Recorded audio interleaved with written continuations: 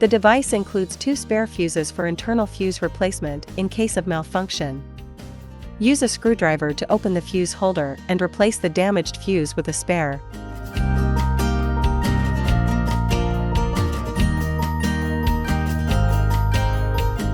Install the holder.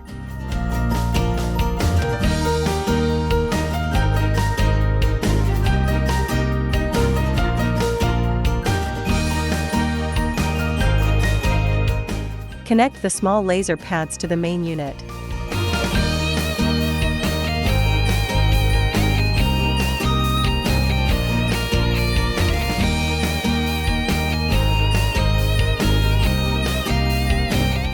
Followed by the large laser pads.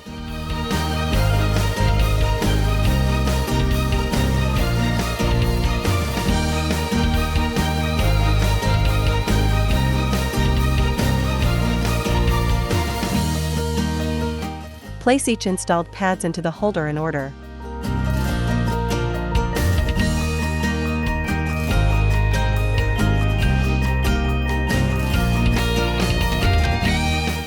Once all parts are set, power on the device.